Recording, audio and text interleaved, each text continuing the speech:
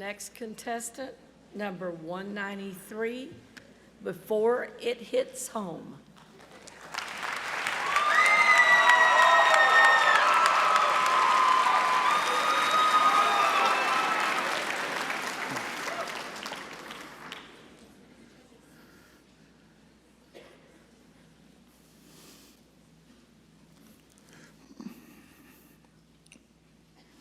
Today, I am going to start at the beginning.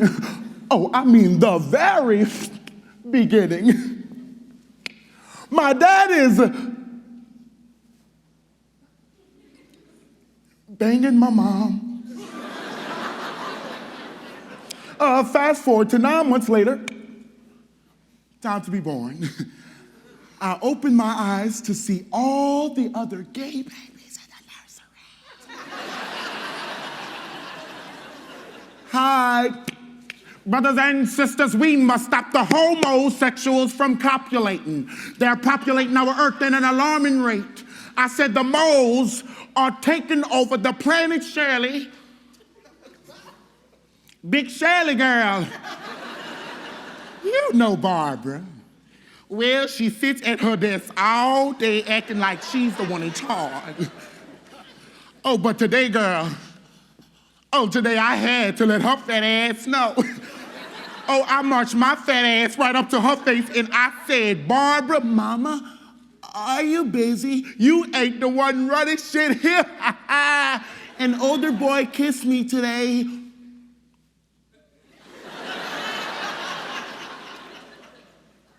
Shirley girl, I'ma have to call you back. The federal government, using the first comprehensive lifetime risk estimates for HIV, predicts that if current rates continue, 1 in 2 African-American gay or bisexual men will have HIV. They argue that a possible explanation for this increase is that dominant conceptions of black masculinity has caused many to turn a deaf ear to disease prevention. Let me get this straight, doc. You trying to say that I have HIV? Man, it's just a cough. Look, I'm not even gay. You know, I honestly think that this whole AIDS thing is just y'all trying to lay everything on us black folks. So y'all AIDS? Better take a number. Cause I'm sorry. I'm fine.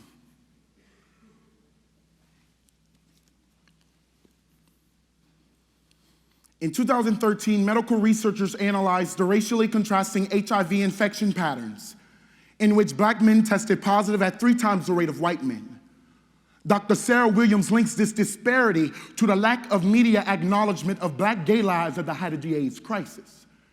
Through our own community's rigid definition of masculinity, African Americans too have played a role in this epidemic that has killed more black lives each year than unwarranted police violence. So through the poem, Sermon by Reagan Fox, an article, America's HIV Epidemic, the prose, Not Straight, Not White by Kevin Muford, and the plays, Booty Candy by Robert Ohaye, My Queer Body by Tim Miller, and Before It Hits Home by Cheryl West. A program. Because when there's health, there's hope. And when there's hope, there's everything. Next. The first date I ever went on with the boy, Robert. Now, my parents weren't home, and Robert decided to come over to my house. You know, we just stood there for a while, nervous, staring at each other. And then it happened. We kissed. And I felt it in my heart. And I felt it in my head. I felt the blood rising through my skin until it becomes a map of my world today.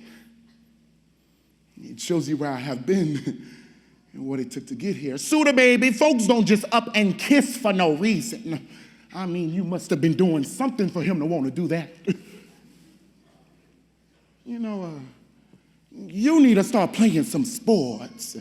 Maybe of football or basketball or wrestling.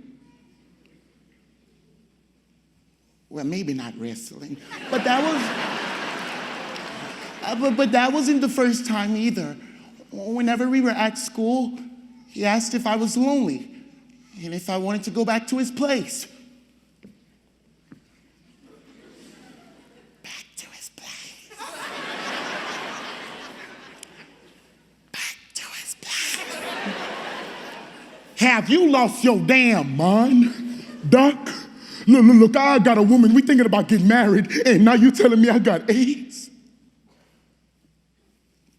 Man, how the hell am I gonna explain this to my mother? We must band together before this virus spreads any further. The sinners have already sent their seeds out to the Supreme Courts, which blinded by of Satan himself, sent an Eden apple-like prophecy into its ruling, promoting this type of queer lifestyle.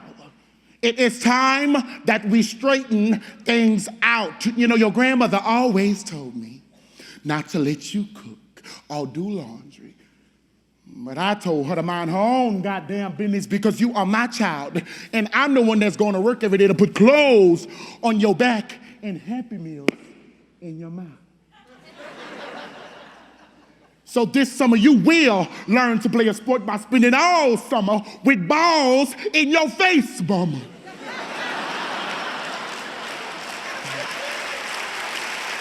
I have something to tell you. The reason why I haven't been home these past couple of months is because I've been in the hospital. I have AIDS, Mama. Pray, Mama. Mama, what the hell you think I've been doing? I laid on that hospital bed alone for 32 days, and all I did was pray. Brothers and sisters, do not be fooled by this serpent holding his organic Whole Foods apple. For if you eat it from this tree, you will ruin everything you ought to be. For God did not create Adam and Steve. He created Adam and Eve. Activists believe that saving black gay lives required speaking out. Speaking out against the violence that black gay men confront daily. And although a national movement to protest the violence against young black men, there is little to no mention of black gay men and the horrors of this homophobic violence.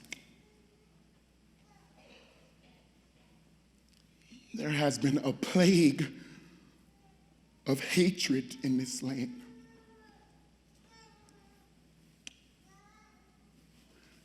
Here we have a cop as he throws me against a fence. You know, that same chain link fence where thousands of us march so that our government can see us as people and not as some type of diseased creatures. Hundreds of cops on horses hurt and hit my friends. You know, some of these friends who are dying from AIDS. City of plague, government of hate. I am grabbed and then pushed and shoved while hundreds of hands break at my bones and tear at my flesh as blood pours from my heart.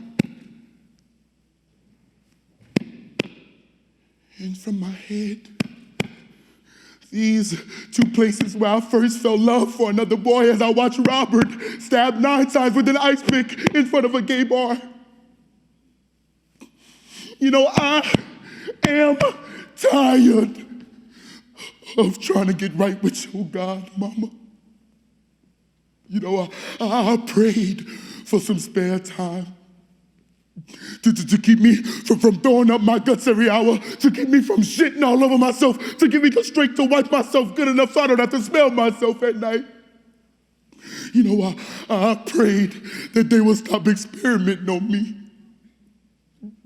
Stop the rashes, the infections, the sores up my back. Mama, I prayed that somebody who wanted to see me for who I really was would accidentally walk through those doors, reach out their arms and hold me.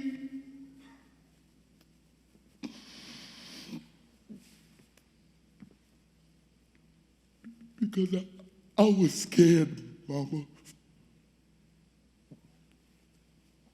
I was so scared.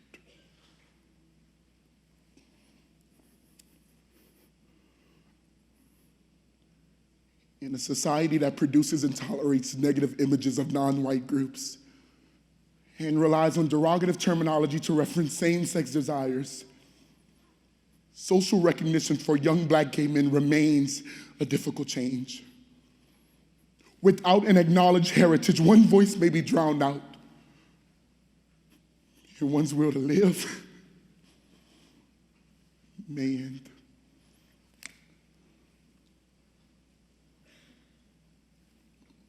But I am with you now, and with my friends and lovers who are dead, and with the queers who got bashed in the streets of this country, and with the little fag within me who cried so much as a kid, wanting to be loved, wanting to feel safe.